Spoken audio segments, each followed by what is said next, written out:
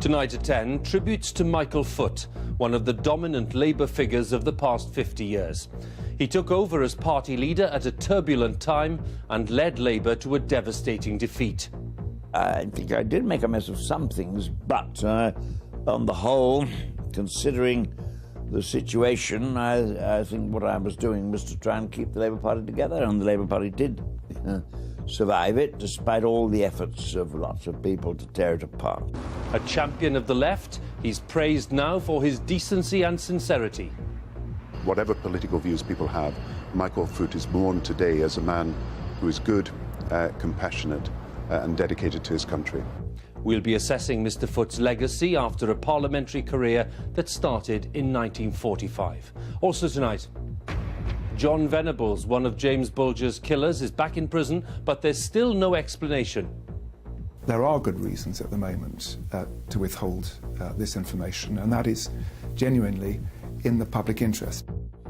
A state visit for the South African president, accompanied by the newest of his 3 wives. The first game of the World Cup yet, and the first touch for John Terry is meted by... And a less than warm welcome for John Terry on a rather difficult night for England. And I'll have all the sport with a roundup of tonight's internationals, including a tricky match for England against the African champions, Egypt.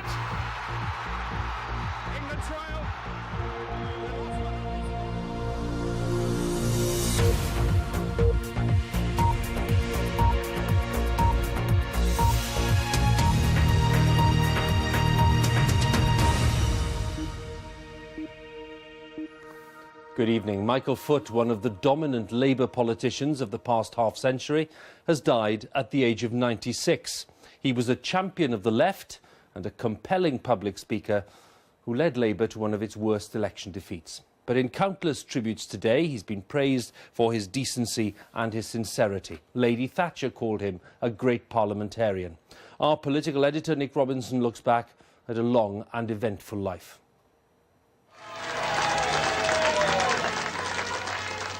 Loved even when Labour lost as it had never lost before. Cheered even as the country overwhelmingly rejected him.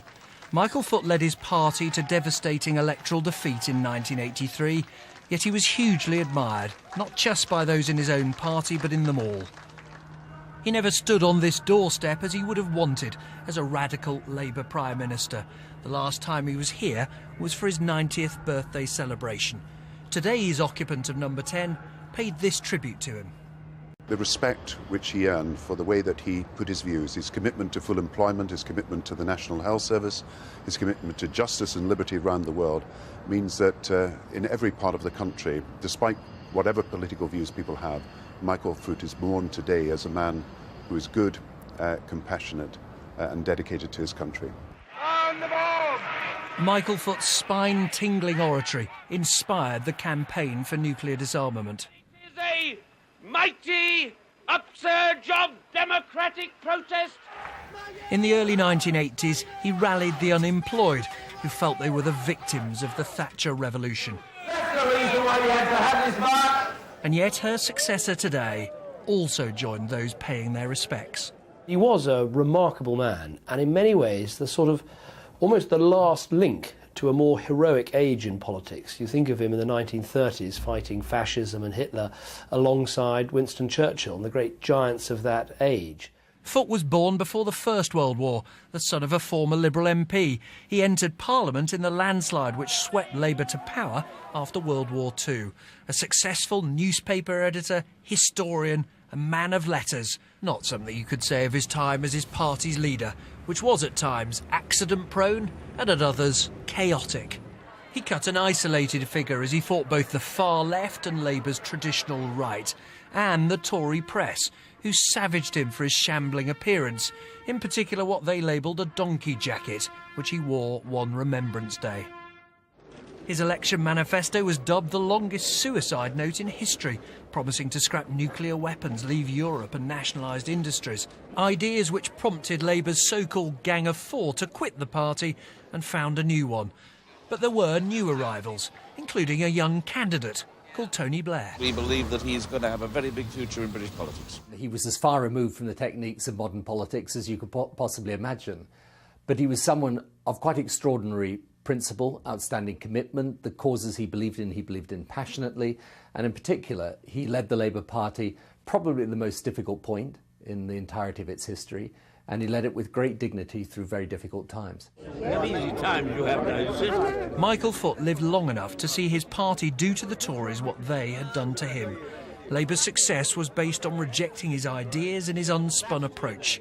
It's a tribute to him, though, that despite that, he never rejected them, or they him. And we can talk to Nick now at Westminster. Nick, what will he be remembered for ultimately? The generous tributes today or that election back in 1983? Well, of course, when the history books are written alongside the name Foot, there will be representations, there will be mention, of course, of that electoral failure. It's still a benchmark for a lack of success in elections. There'll be mention of party disunity, of course, lack of professionalism too. And yet, Hugh, that doesn't mean that the tributes that have been made today are the sort of insincere things that have to be said on days like this. Right across politics, throughout this House of Commons and the House of Lords too, there is a real sense that Michael Foot was somehow different. Not merely that link with the pre-war past, the respect that is paid for the fact that his politics and his passion was rooted in anger about the mass unemployment of the 30s or the rise of fascism, not just respect for the lack of personal rancour that he showed. Even when the country and his party rejected him, he never seemed to react to that. But above all, respect for the way he pursued his politics. Not angrily, not personally. The issues that divided politics a quarter of a century ago were in many ways much deeper than they are now, and yet he always did it in a way that is summed up in one word that's been used again and again today: with decency. Nick, thank you very much. Nick Robinson there at Westminster.